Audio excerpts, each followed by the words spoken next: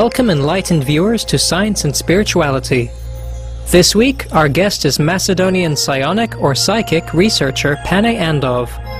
Throughout his life, Mr. Andov, a vegetarian, has had numerous extraordinary encounters with extraterrestrials and unidentified flying objects, or UFOs, which he has shared with us in previous programs.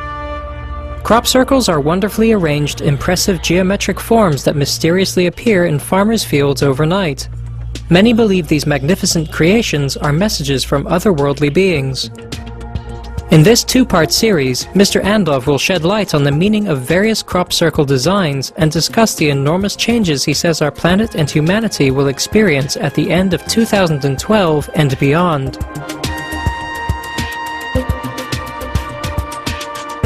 I would like to share our amazing information, what is going to happen in near future about 2012 and 2013 event.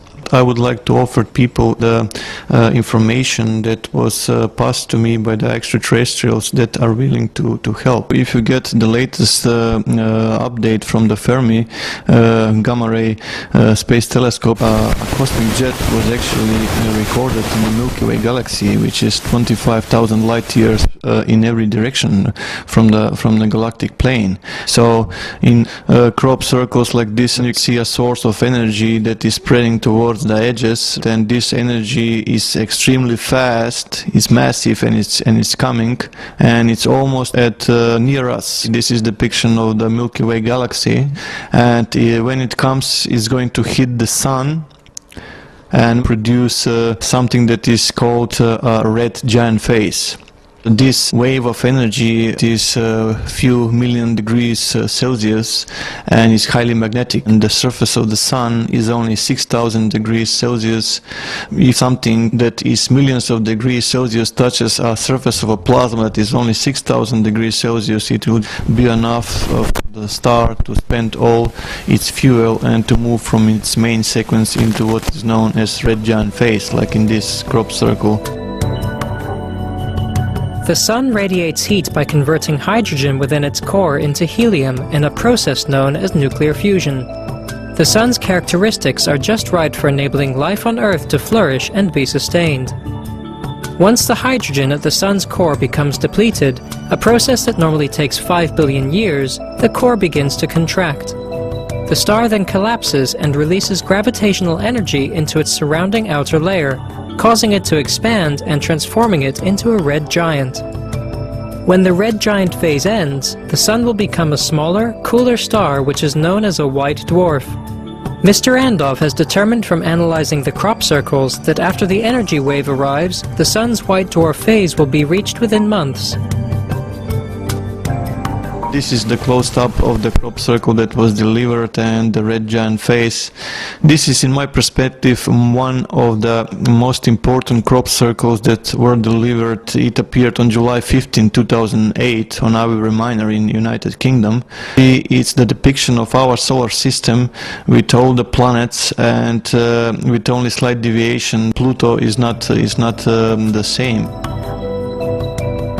As it is possible to calculate the position of all the planets in the solar system on a specific future date, the alignment of the planets in the UK crop circle match what their position should be on December the 23rd, 2012. There was another depiction, another warning, which actually took place on 29th of March 2011, when we experienced this amazing display above the sky of New Zealand.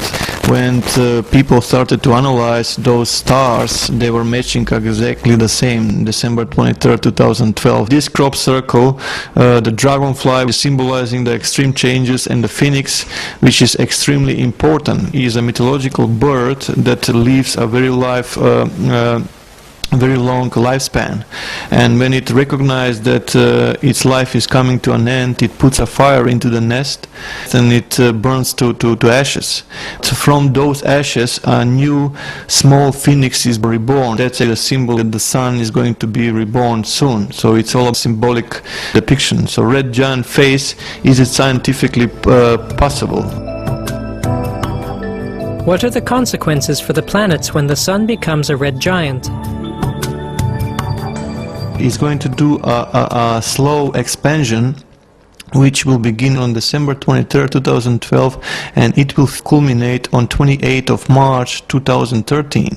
The Sun here is expanded and it had swallowed Mercury and Venus completely. That leaves Earth and Mars very, very dangerously close to the Sun. The energy emanating from the center of the galaxy will not just transform the Sun. Andov says it will make contact with the rest of the solar system as well. This energy, as is spreading towards the edges of the galaxy, will also pass through all the planets, including Earth. So just for comparison, the hottest layer of our atmosphere is thermosphere, is around 1,500 degrees Celsius. Most of the time it's less than 1,500 degrees Celsius. So what happens when a cloud, which is highly magnetic and millions of degrees Celsius hot, touches with the atmosphere of a planet which is only, let's say, 1,500 degrees Celsius hot? It's just going to deplete the whole atmosphere. So there are plenty of changes on the 3D level that we need to be aware of.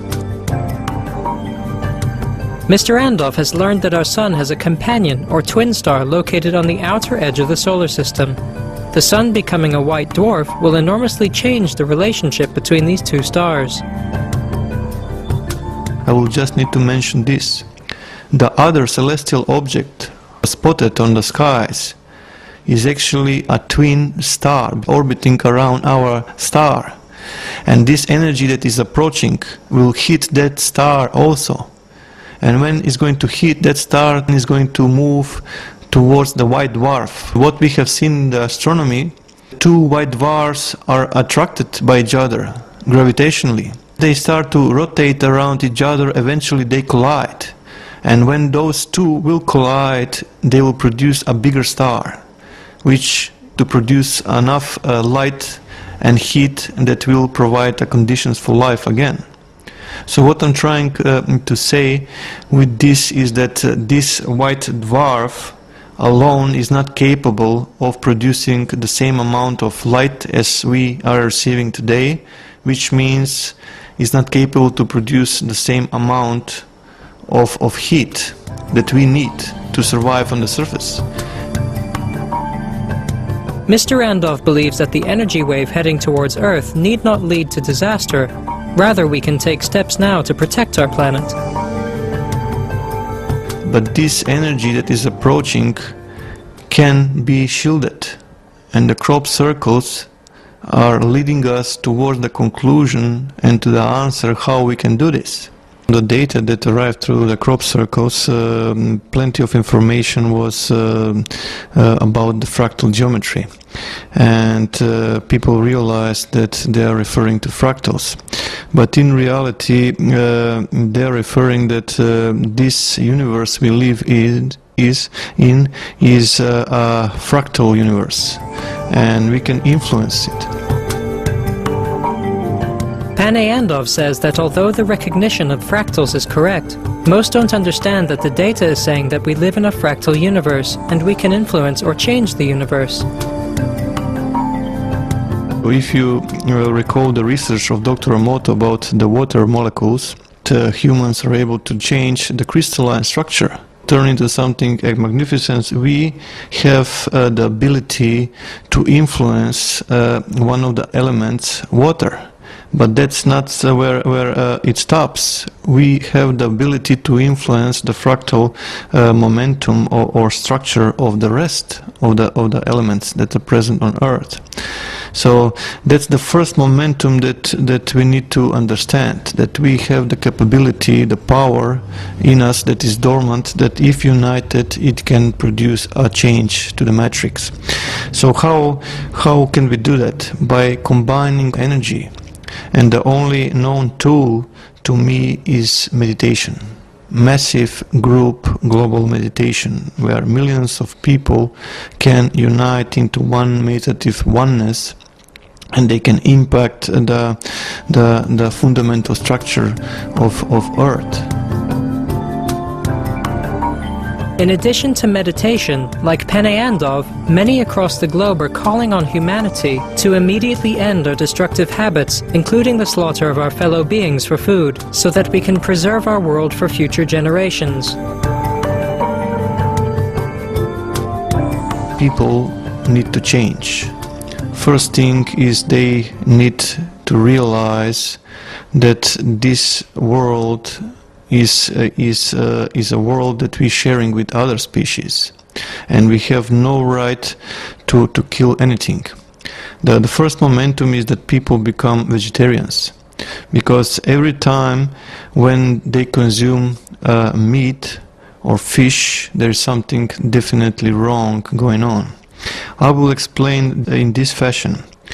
Let's say if a patient that goes to heart transplantation, before that he or she was not skilled into playing piano, violin or some other musical instrument, and after that heart transplantation and the patient had recovered, that same patient start to express fundamental skills and ability to play piano or violin, which was impossible in the past. What took place is simply like in computers. You put new hardware in, and if you have the necessary drivers, the processor will recognize the new hardware and it will make it functional. In this same particular case, that previous host that was hosting that heart was extremely skilled in playing violin or piano, and that same knowledge was passed to the new owner. The brain had decoded through the DNA. So imagine when people consume meat. That animal, before it was killed, had suffered a trauma, a stress, a terror, which was condensated into the structure. And when we consume that stuff into our bodies, we actually inherit the same emotion, the same energies, and it produces a DNA virus. And this DNA virus further goes to diseases and completely lowers the vibration. So it's lowering our vibrational field. And without a proper vibrational field, we cannot tune into this meditative oneness that we are talking about. And what is more, even important, that we don't need to kill animals or fish, because we are light beings and we can exist on vegetables, even on prana, if some people go towards that path. Thank you, Pane Andov, for sharing with us the valuable knowledge you have gathered from extraterrestrial sources regarding our universe. Your message of hope, which asks humanity to quickly embrace vegetarianism and practice group meditation to safeguard our wonderful planetary home, is a beautiful one. For more details on Mr. Andov, please visit www.paneandov.com. DVDs and ebooks by Mr. Andov are available on the same website. Please join us again next Monday on Science and Spirituality as we continue our interview with Pane Andov about Earth's future and the workings of the cosmos. Thank you, perceptive viewers, for your company today on Science and Spirituality. Words of Wisdom is coming up next after noteworthy news. May we forever treasure the world in which we live. For more details, please visit www.suprememastertv.com/SS.